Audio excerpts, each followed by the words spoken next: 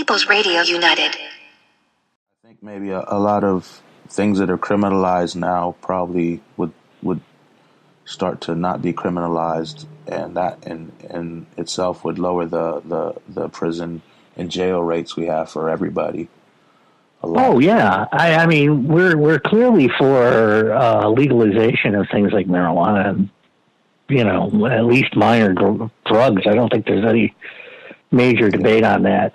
Yeah, I mean, people in jail for not being able to pay a parking ticket because they just didn't have money because their job sucks, and some of these people are working lots of jobs and stuff. It's just it's really weird. I mean, I'm hoping we get something. There's better. a huge economic bias in the way the system works, and it tends to be that if you're,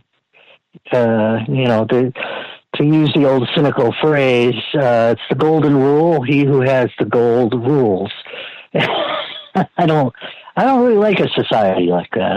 I guess I don't want a society like that. I'd like to see one where everybody gets a share or a fair shake, and it's not all stacked against you for the rich families to continue to have wealthy generations in the future. We're kind of like, we're kind of reinventing aristocracy. And you would think civilization has already kind of gone through that phase and figured out that was a bad thing. Yeah. That's true. So, I mean, all you have to do is look at Trump sitting on his gold throne, right? Yeah. It's surreal what's happening in this country right now.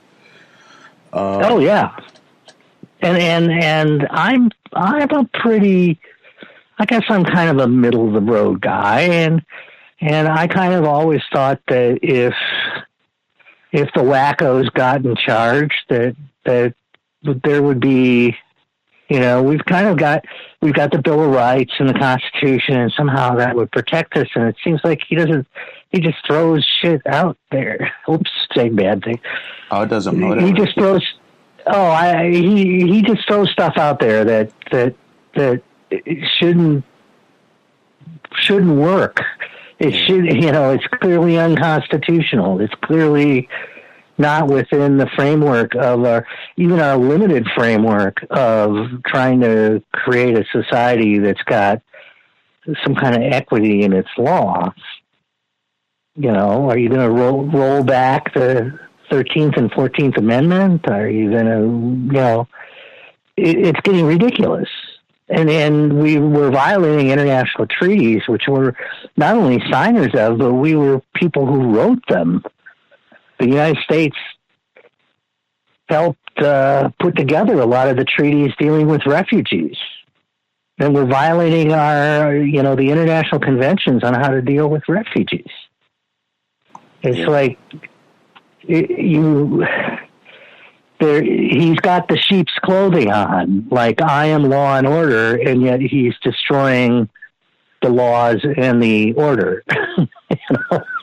Yeah, I say this like the last few shows we've talked about him because it's the main thing happening right now. Yeah. But I like I said, he's the only good thing about him I see is people really hate him because he makes fascism look like fascism where other presidents didn't before.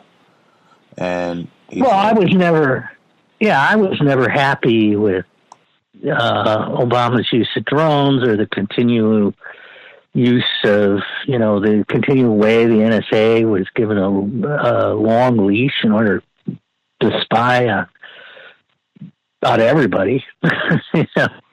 Yeah.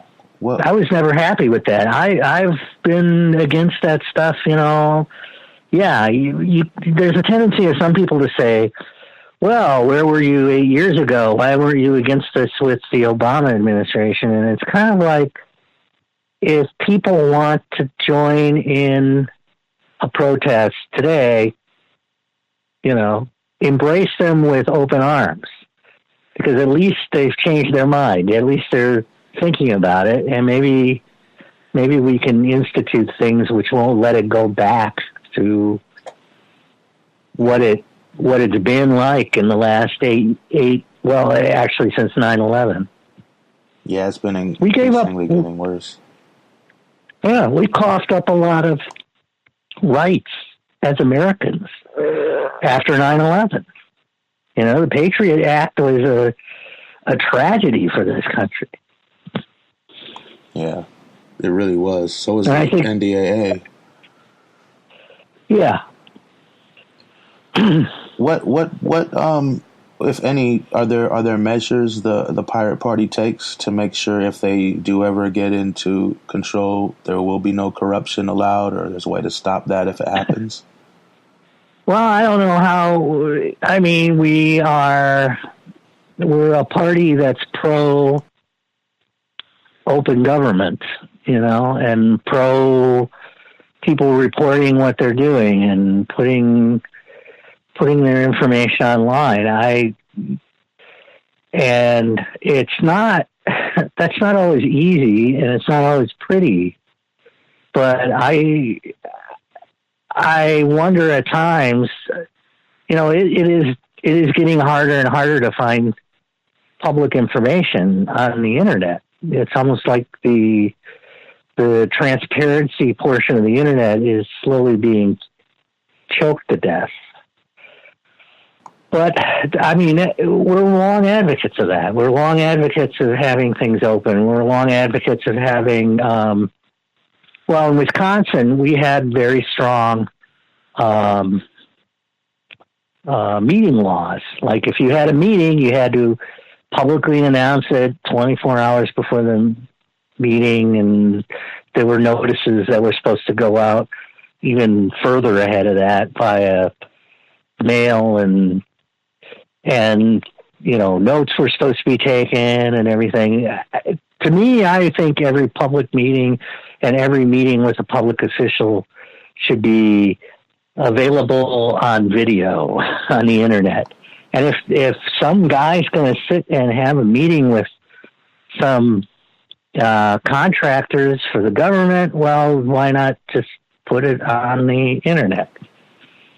Definitely. You know, if people are going to be corrupt, they have to be corrupt and open. Yeah, I think that's the reason they're not open, is because they're corrupt. Transparency and corruption don't usually go together. Right. Yeah, and actually, you know, the guy who pretty much founded the Wisconsin progressive movement, Bob LaFollette, said, you know, that sunshine is the cure-all for corruption, because you put sunshine in it and it dies out. And that's the idea of open government and letting the people see what's going on. They had some interesting ideas. If you ever get a chance, you should read. Charlie McCarthy wrote a book in 1911 called The Wisconsin Idea, and it's got some interesting stuff in it. So, for example, they were proposing that you couldn't spend any more on an election than, say, 25% of your annual salary. I see nothing wrong with that, though. I mean, yeah, I know. Those are actually. You can promote yourself free online, and then they have all these backers coming, giving millions of dollars. And nowadays, when they do that, they have a chance to become a government official with no experience or anything, just because they're a donor, or get their laws passed. And it leaves the people who don't have billions and millions of dollars out from any kind of democracy. Right. We have no voice. If we don't have money, we have no voice in this country. Right, and that's wrong. That's clearly wrong. I mean, that exists, that we've gotten to the point, you know, after, well, I mean, it's always been a problem. I mean, the fact that they were making laws against it in 1912 in Wisconsin shows you that it's always been a problem. Yeah. You know, why make a law against it if it's not a problem? But we had a weird thing happen in Wisconsin during the railroad era in like the 1870s. there was a guy, a railroad developer, who actually bribed everybody but one in the state legislature. Wow. and it's happening today and just on a bigger scale with media and government. Or a more, yeah, and in many ways, in more hidden ways, in more nefarious ways, because you can set up these 501c4s and funnel money through them. And I've got people say things to me like, well, why don't you guys get aid from the German Pirate Party? It's like, well, let's see. A, that would be illegal. B, that would be illegal. C, that would be illegal. And it also goes against everything we're standing against, standing for or standing against, is that, we want to be open with our books. That's also one of the reasons I set the state party as cooperative, because every member under Wisconsin co-op law has a right to audit the books. Wow. Can you do that if you're a Democrat? Call up the DNC, hey, I want to look at your books. Yeah. But they should. I mean, yeah, everything should be open that they do. I mean, it's ridiculous. All this secrecy. Political part. You work for us. Yeah, it would be, it would be nice if a party that calls itself the Democratic Party would actually use democracy and actually allow its members to see what they're doing at the meetings. Of course, I think a lot of that happens at cocktail parties in Washington, D.C., and not really informal meetings.